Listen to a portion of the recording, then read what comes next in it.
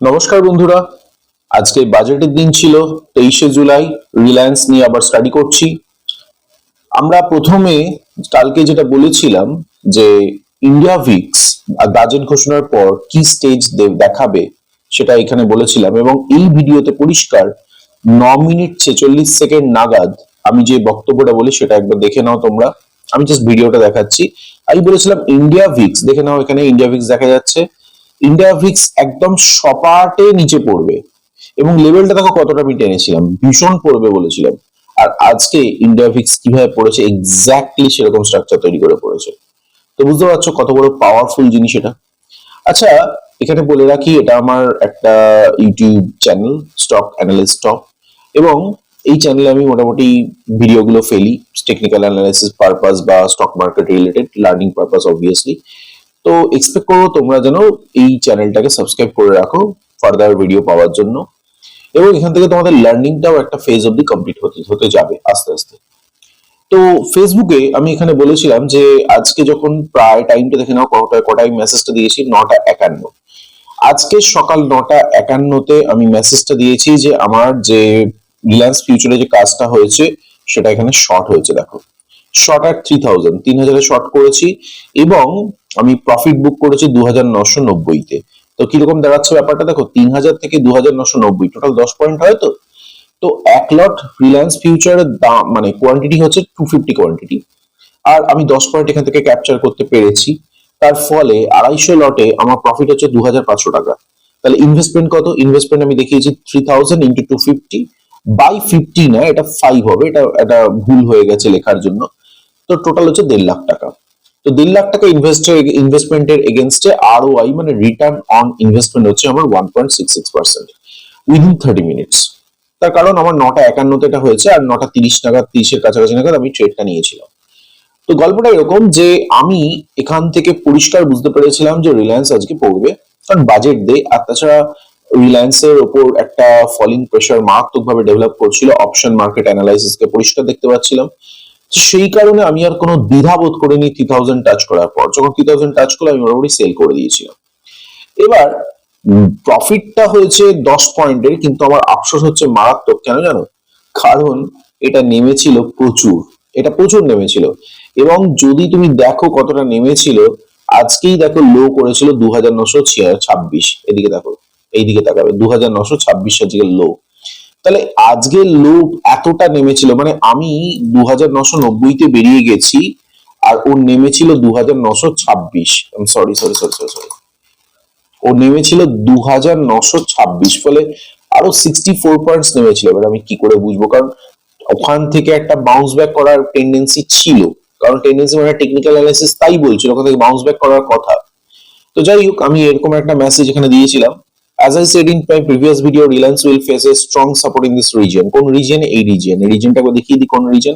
290-94 এই রিজনটা স্ট্রং একটা সাপোর্ট রিজন ছিল।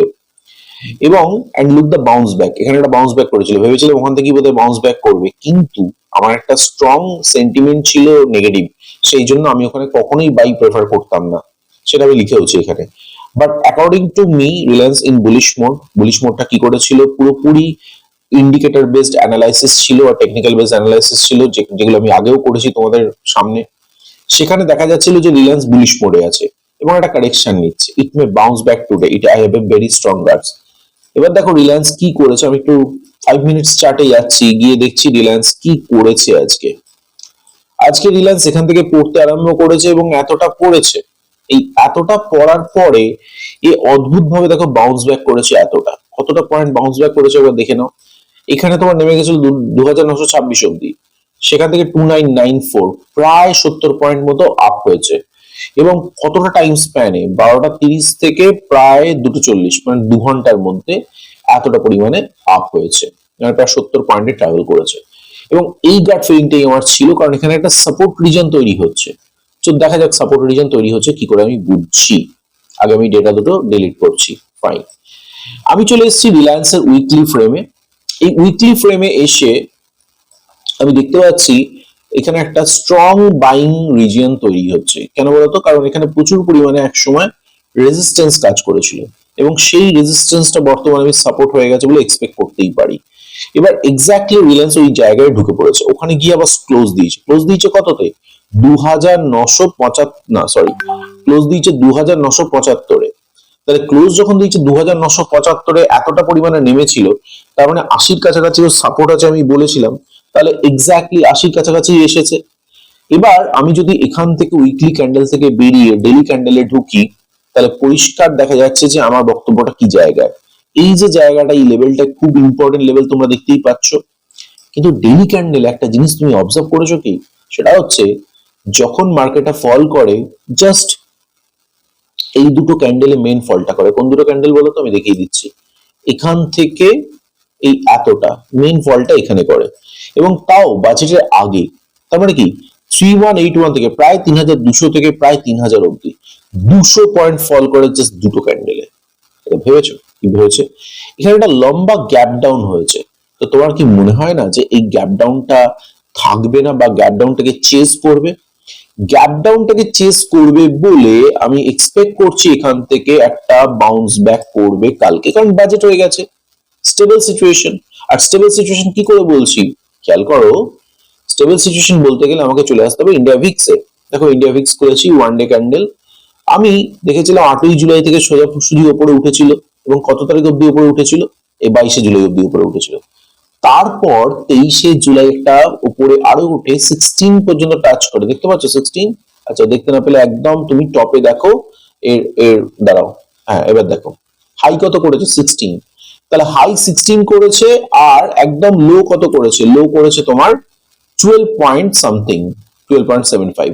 তার মানে কি, পুরো এই জায়গায় চলে এসেছে, এখানে ছিল 12.70, আজকে করেছে 12.7560, ফলে এক্স্যাক্টলি এক লোকেশনে চলে এসেছে। মানে যে টেনশনটা ক্রিয়েট হয়েছিল সেটা সম্পূর্ণ ভ্যানিশ হয়ে গেছে, তাই তো? ফলে আমি পরিষ্কার বুঝতে পারছি যে মার্কেট থেকে ফিয়ার ফ্যাক্টর হাওয়া হয়ে গেছে। যেহেতু ফিয়ার ফ্যাক্টর হাওয়া হয়ে গেছে, আমি বলতে পারি রিলায়েন্স একটা পুরো পরিষ্কার বাইং জোনে চলে এসেছে, স্টেবল হয়ে গেছে, দুম ধারাক্কা আমি কিনবো। আমি লং ইনভেস্টমেন্ট করতে চাইলে এখানে মারাত্মক ভাবে কিনতে পারি।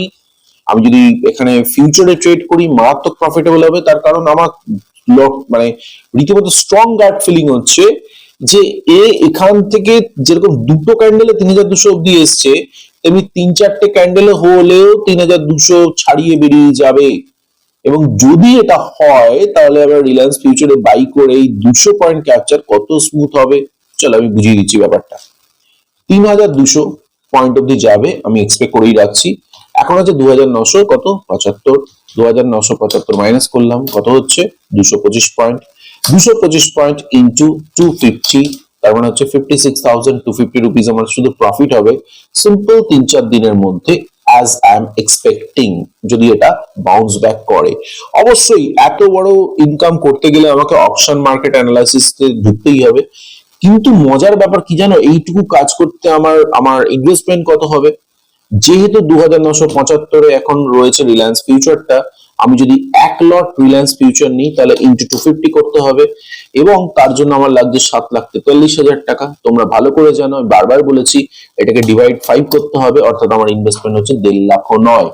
ফলে প্র্যাকটিক্যালি ভাবো ব্যাপারটা, যদি আমি এরকম একটা ইনভেস্টমেন্ট করি, মানে 1,48,000 দেখলাম তো, তাহলে 1,48,000 টাকা আমার ইনভেস্টমেন্ট। আর যদি আমি এক্সপেক্ট করি ওখান থেকে রিলায়েন্স থেকে 225 পয়েন্ট মতো আমি তুলতে পারি, তাহলে এক লটে ইন্টু 250, অর্থাৎ আমার এই পরিমাণ প্রফিটটা হচ্ছে হুইচ ইজ নিয়ারলি 56,000 আমরা দেখলাম এই মাত্র। আর তাহলে 1,48,000-এ 56,000 যদি প্রফিট হয়, তাকে যদি 100% দিয়ে গুণ করি, এক্স্যাক্টলি কত হয় বলো তো? চলো করে দেখছি আমরা কত হচ্ছে। তাহলে 56,000 ইন্টু 100 ডিভাইডেড বাই 1,48,000, 37%, কত হচ্ছে? অ্যামেজিং 37%। এবার তুমি ভাবো 37% কত দিনের মধ্যে? আচ্ছা, এখানে একটা প্রশ্ন আছে। প্রশ্নটা হচ্ছে যে আজকে রিলায়েন্সটা এখানে রয়েছে, ধরো এটা হচ্ছে ফিগারটা 2975, আর আমি এক্সপেক্ট করছি এটা 3200 অব্দি ট্রাভেল করবে।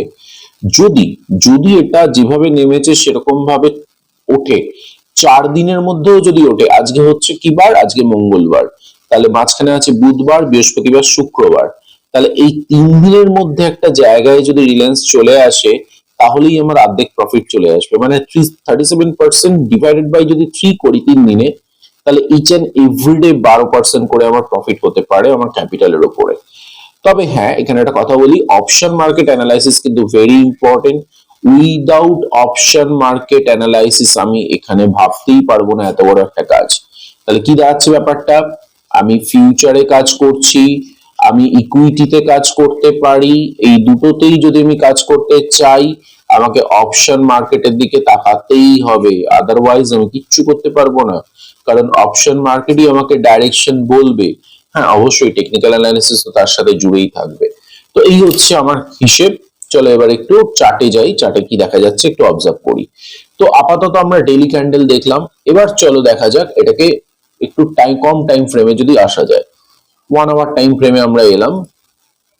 আচ্ছা, 1 আওয়ার টাইম ফ্রেমে এসে ও মারাত্মক ভাবে এখানে তো আমি সাপোর্ট দেখতে পাচ্ছি। ও বাবা, দেখতে পাচ্ছ কিরকম পরিমাণে সাপোর্ট রিজিয়ন এটা তৈরি হয়েছে। না, অ্যাকচুয়ালি এখানে রেজিস্ট্যান্স লেভেল আছে, তো সেই জন্য আমি এটাকে সাপোর্ট বলে ভাবছি। ফলে এখান থেকে আমি এক্সপেক্টই করতে পারি না যে নিচের দিকে যাবে। দেখো, এটা আমার এক্সপেকটেশন। আবার বারবার বলছি আমি সেবি রেজিস্টার্ড কেউ নই, আমি ভুল বলতেই পারি যখন তখন। আমি শুধুমাত্র আমার এডুকেশনের উপর ভিত্তি করে কথাটা বলছি, এই হচ্ছে আমার মোদ্দা কথা। তবে হ্যাঁ, চলো আর একটু ঠিকঠাক করে অ্যানালাইসিস করি ডেইলি ক্যান্ডেলে গিয়ে। যদি শুরু করছি এবার, কালকের কি হতে পারে বলে আমার ধারণা, যেহেতু 2975-এ কালকে মার্কেট ক্লোজ হয়েছে আর আজকে 3000-এর উপর থেকে মার্কেট শুরু হয়েছিল, তাই এই লেভেলটা হচ্ছে 3011। এই লেভেলটা অ্যাকচুয়ালি কি বলতো, এই লেভেলটা হচ্ছে আজকের যে হাইটা ছিল সেইটা 3011। তো যদি মার্কেট আজকের হাইয়ের উপরে থাকে, যদি উপরে থাকে, তাহলে আমার স্ট্রং গাট ফিলিং হচ্ছে এই যে তোমার মাঝখানের গ্যাপ ডাউনটা হয়েছিল, গ্যাপ ডাউনটাকে মেক আপ করবে। হ্যাঁ, একটা কথা বলে রাখা ভালো, এই গ্যাপ ডাউনটা কিন্তু একটা ভালো রকম বাধা দেবে। বাধা দেবে মানে এটা কি বলতে চাইছি বলতো, নর্মালি যখন কোনো গ্যাপ ডাউন হয় না, সেই গ্যাপ ডাউনটা কিন্তু একটা স্ট্রং, এখানে যেহেতু উঠছে তাই রেজিস্ট্যান্স হিসেবে কাজ করবে বলে ধরে রাখা যেতে পারে। যদি এই গ্যাপ ডাউনটাকে ক্রস করে তাহলে তো একদম বল্লে বল্লে মারাত্মক ভাবে উপরে উঠবে, একদম রিলায়েন্সের বাইং মানে মারাত্মক রং দেখাবে। তো এটা আমার মনে হচ্ছে। তো এবার যদি এই রিজিয়নে ওপেন হয়, এই রিজিয়ন মানেটা কোন রিজিয়ন বলতো, আজকে যে রিজিয়নে ক্লোজ হয়েছে তার নিচে, তাহলে দুটো পসিবিলিটি। এক, এখানে কিছুক্ষণ ঘাবড়ে যাবে মার্কেট, কেন নিচে খুললো বলে এখানে নাচন কোদন শুরু হবে, একটুখানি সাইডওয়েজ যাবে, এবং অ্যাট লাস্ট যদি বায়াররা ঠিকমতো জিততে পারে যুদ্ধে, তাহলে মার্কেট পিক আপ নেবে ওপর দিকে। ওকে, এটা একটা পসিবিলিটি হতে পারে। আর দুই, বলা যায় না, মার্কেটে অনেক কিছু হতে পারে, মার্কেটে কোনো প্রেডিকশন চলে না, বারবার বলছি।